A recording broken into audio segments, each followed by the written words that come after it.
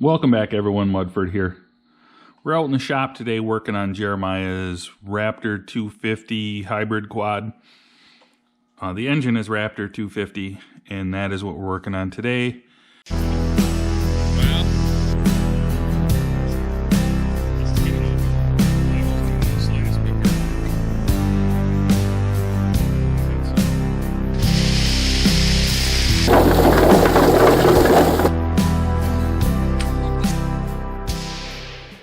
These quads have a starter clutch.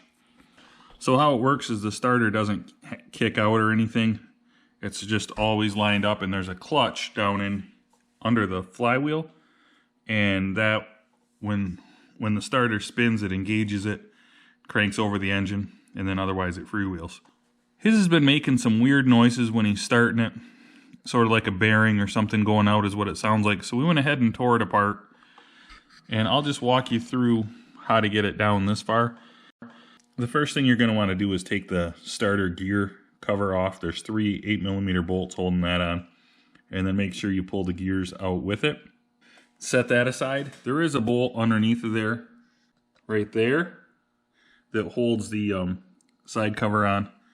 And there's bolts all around holding that side cover on. You're going to need the shifter out of the way in order to get the cover off. So then you just pop it off, and I just set it aside here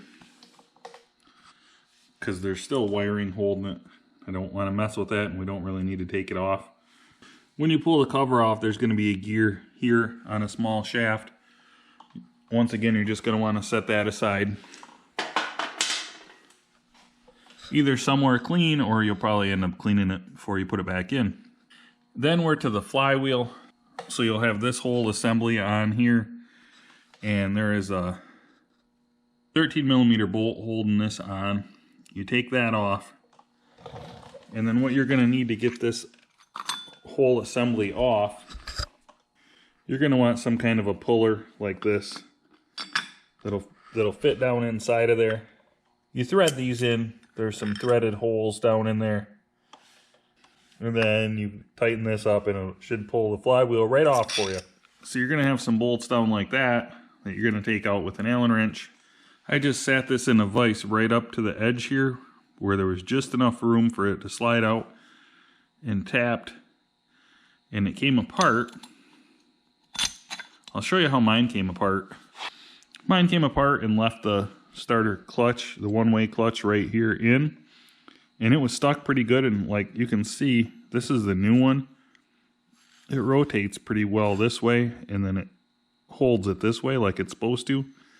Mine seemed to be kind of jammed. I'm not sure why, but you can just drive this out.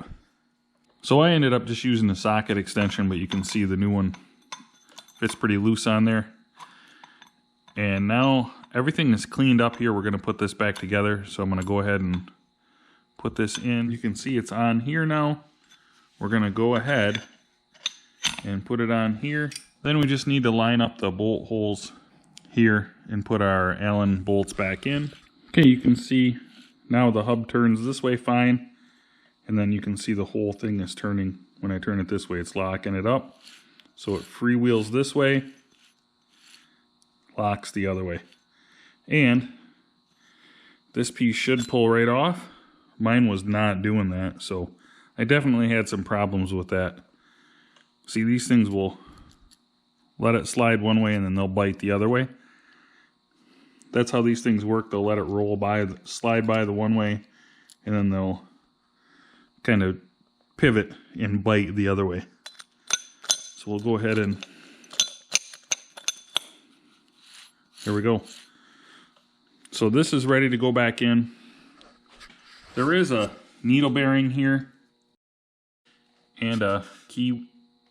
What I'm going to do is put some assembly lube on this, and you definitely don't want to lose this.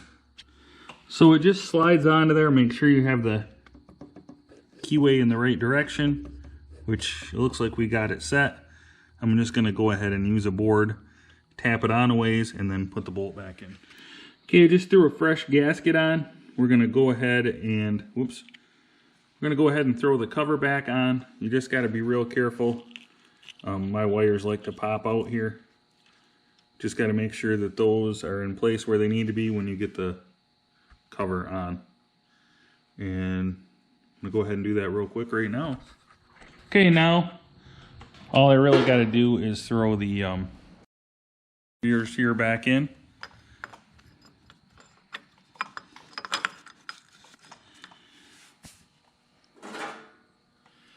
Throw the cover on, and we are good to go.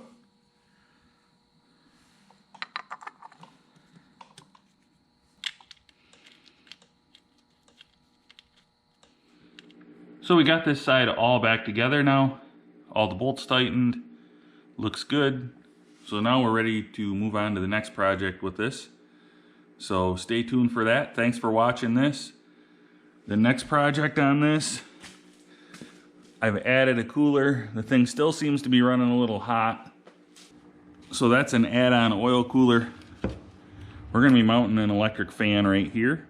He also burned the clutch up. We're waiting on a couple of parts for this.